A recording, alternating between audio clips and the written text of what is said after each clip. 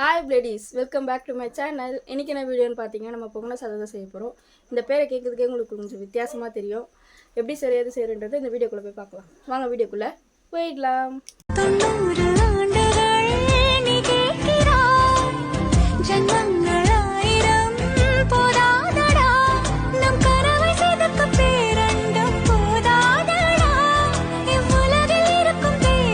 வீடியோக்குள்ளே வந்தாச்சு. எப்படி செய்து பார்க்க தானே போகிறோம். நம்ம யார் செய்து பார்த்தீங்கன்னா எங்கள் சிஸ்டர் தான் செய்கிறாங்க. அவங்க செய்யணும்னு சொல்ல வேணாம் சொல்லிட்டாங்க. ஓகே, அப்படியே கண்டினியூ பண்ணிக்கலாம். அவங்க செய்த ஒன்று ஒன்று உங்களுக்கு நான் காட்டேன். நான் தான் செய்யலான்னு ஐடியாவில் இருந்தேன். ஆனால் அவங்க செய்யலன்னு சொன்னதுனால அவங்க செய்ய சொல்லி விட்டுட்டேன். அப்படியே வீடியோ எடுத்துக்கலாம் நம்ம அப்படி சொல்லிட்டு தான் வீடியோ எடுக்க போகிறேன். வாங்க போய் பார்க்கலாம் எப்படி செய்கிறாங்கன்னு சொல்லிட்டு. தேவையான அளவு வெங்காயம் எடுத்துக்கணும். வெங்காயம் உரிச்சிட்ருக்காங்க பாருங்கள்.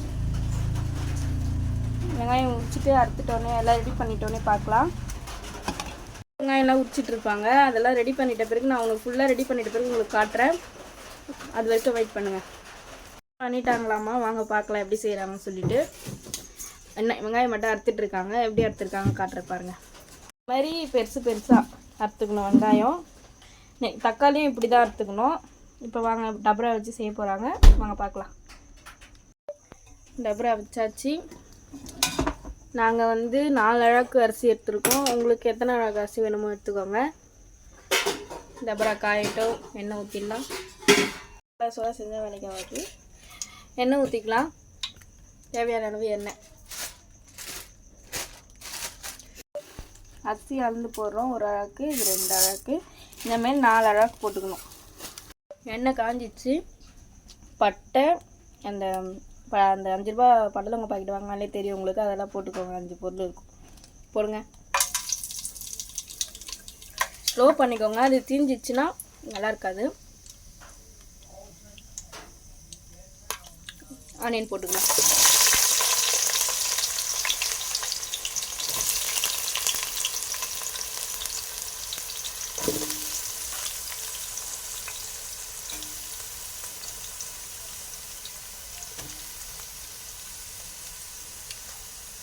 இந்த சாப்பாடை நீங்கள் நிறைய பேர் சாப்பிட்ருக்க மாட்டீங்க. ஒன்றும் இல்லை, இது எப்படின்னா பிரியாணி செய்கிற மாதிரி தான். ஆனால் ஒன்றும் குழன்னு இருக்கும். நல்லா குழைய விட்டுருணும். தண்ணி அதிகமாக ஊற்றி குழைய விட்டுட்டா பொங்கல் சாதம்னு சொல்லுவோம் நாங்கள். எங்கள் வீட்டில் இதை அடிக்கடி செஞ்சு சாப்பிட எனக்கு ரொம்ப பிடிக்கும். நீங்களும் செஞ்சு சாப்பிட்டு பாருங்கள், நல்லாயிருக்கும். வெங்காயம் நல்லா வதங்கணும். அரிசி எடுத்துருந்தால அந்த அரிசியை ஊற போட்டுக்கணும். நம்ம செய்கிறதுக்கு ஸ்டார்ட் பண்ணும்போது ஊற போட்டால் போதும். அரிசியை வதங்கிட்டே இருக்கும்போது தக்காளி அறுத்து அப்படியே ரெடி பண்ணிக்கலாம். இதே மாதிரி தான் இருக்கணும். தக்காளி நீட்டாக அரைச்சிட்டு பார்க்கலாம். ஒரு சிட்டிக்கு மஞ்சள் போட்டுக்கலாம். போட்டு நல்லா கலந்து விட்டால் நல்லா சீக்கிரம் வதங்கிடும்.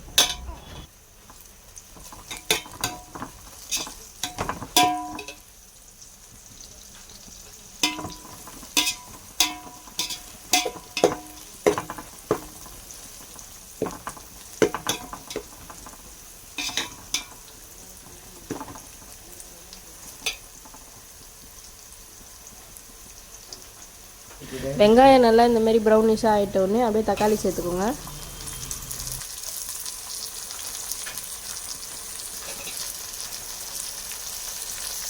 தக்காளி போட்டு தக்காளி வதங்கினோடனே கொத்தமல்லியும் இஞ்சி பூண்டு பேஸ்ட்டும் சேர்த்துக்கலாம். கொத்தமல்லி போட்டாச்சுன்னா இஞ்சி பூண்டு பேஸ்ட் கொஞ்சம் போட்டுக்கோங்க. போடு. 1 ஸ்பூன் இஞ்சி பூண்டு பேஸ்ட், 2 ஸ்பூன் இஞ்சி பூண்டு பேஸ்ட் போட்டுட்டு கொத்தமல்லி போட்டு வதக்கிடலாம். வதக்கு.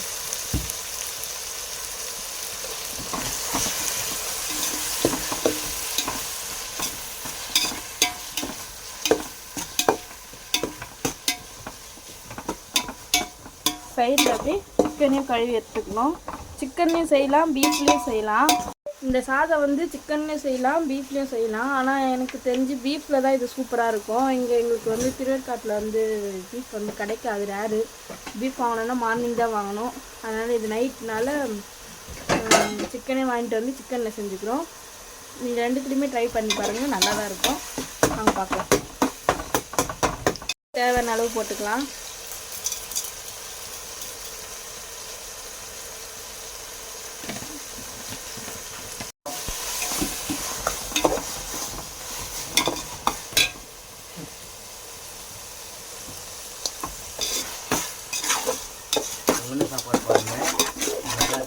பொங்கி ஊற்றுது.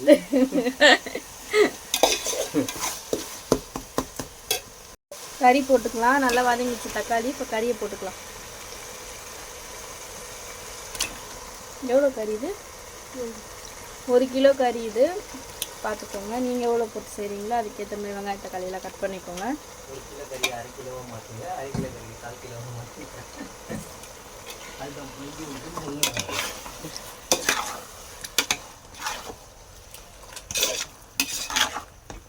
கடைசியாக காமிக்கிறோம் யார் செஞ்சான்னு இந்த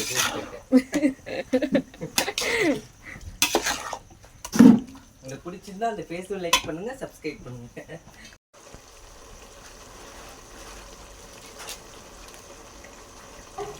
பிரியாணி மசாலா சேர்த்துக்கோங்க. 1/2 பாக்கெட் போட்டுக்கோங்க. வெறும் மிளகாத்தூள் இருந்தால் அதுவும் கொஞ்சம் சேர்த்துக்கோங்க. அது காரம் நல்லா சாப்பிட்டீங்கன்னா கொஞ்சம் நிறைய போட்டுக்கோங்க. காரம் கம்மியாக சாப்பிட்ற மாதிரி இருந்தால் கொஞ்சமாக போட்டுக்கோங்க. அது அப்புறமா கலந்த மிளகாத்தூள் வந்து ஒரு 3 டீஸ்பூன் போட்டுக்கோங்க. ஓகேவா? இதெல்லாம் போட்டுட்டு நல்லா கலந்து விட்டு எண்ணெயிலே அந்த கறி நல்லா இதுவாகணும்.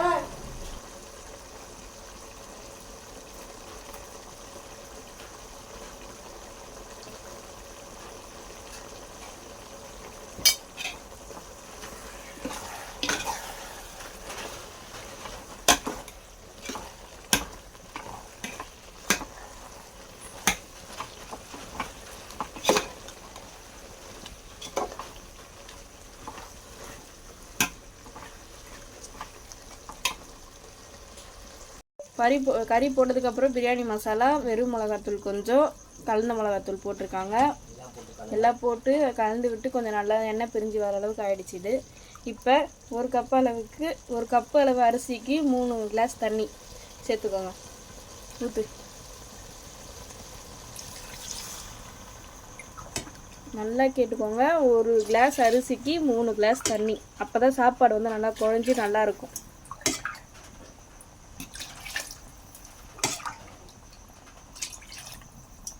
திருமுகத்தை ஒரு முகமாக திருப்புங்க.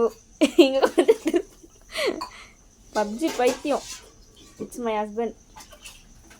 ஊற்றியாச்சு, நல்லா கலந்தும் விட்டாச்சு. லைட்டாக பபிள்ஸ் மாதிரி வரும்போது அரிசி போட்டுக்கலாம். நம்ம அரிசி போட்டதை பார்க்கலாம். ஃபினிஷிங் வந்து கொத்தமல்லி நிறைய போட்டுக்கோங்க, அப்போ தான் நல்லாயிருக்கும். அரிசி போடும்போது காமிக்கிறேன் உங்களுக்கு. உப்பு காரெல்லாம் இப்போ செக் பண்ணிக்கணும். இப்போ செக் பண்ணும்போது உப்பு வந்து கொஞ்சம் அதிகமாக இருந்தால் பரவாயில்ல, ஏன்னா அரிசி போட்டால் அது அட்ஜஸ்ட் ஆகிடும். அப்படி சப்போஸ் கம்மியாக இருந்ததுன்னா கொஞ்சம் போட்டுக்கோங்க. இல்லை அப்படி போட உங்களுக்கு பயமாக இருந்ததுன்னா அரிசி போட்டுட்டு அப்புறமா போட்டு செக் பண்ணிக்கோங்க கரெக்டாக இருக்கான்னு சொல்லிட்டு. ஃபுட் கலர் அப்படியே சேர்த்துக்கலாம். பாருங்கள், இதுதான் அந்த ஃபுட் கலர். சேர்த்துக்கலாம் தேவையான அளவு. அது போட்டால் தான் அது பார்க்கவே கொஞ்சம் நல்லாயிருக்கும்.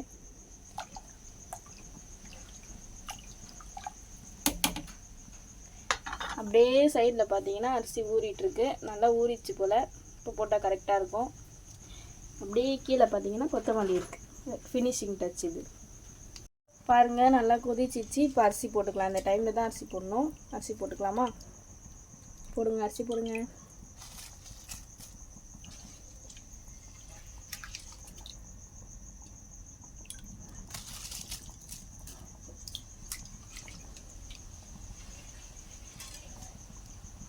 அரிசி ஃபுல்லாக போட்டுட்டு நல்லா கலந்து விட்டுட்டு அது வெந்த பிறகு லாஸ்ட்டாக உங்களுக்கு நான் காட்டுறேன் அது எப்படி இருக்குன்னு சொல்லிட்டு. வெயிட் பண்ணுங்கள். சாப்பாடு ரெடி. இப்படிதான் இருக்கும். நீங்களும் சாப்பாடு பார்த்தீங்களா, இந்த மாதிரி தான் இருக்கும். நாங்கள் எல்லாம் சாப்பிட போகிறோம். சாப்பிட்டு எப்படி இருக்குன்றத நான் லாஸ்ட்டாக சொல்ல முடிஞ்சால் சொல்கிறேன். எல்லோரும் செஞ்சு சாப்பிட்டு பாருங்கள். சூப்பராக இருக்கும் அந்த சாப்பாடு. உண்மையாகவே செஞ்சு சாப்பிட்டு பாருங்கள். ஓகே.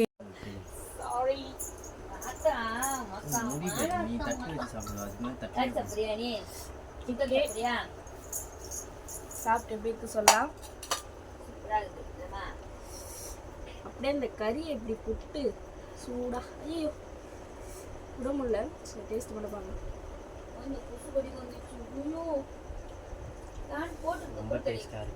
சூப்பரா இருக்கு. எப்படி இருக்கு? நல்லா இருக்கா? உண்மையாகவே சூப்பராக இருக்குது. நீங்களும் செஞ்சு சாப்பிட்டு பாருங்கள், உங்களுக்கு பிடிக்கும். ஓகே, பாய். இந்த வீடியோ இதோட நான் முடிச்சுக்கிறேன்.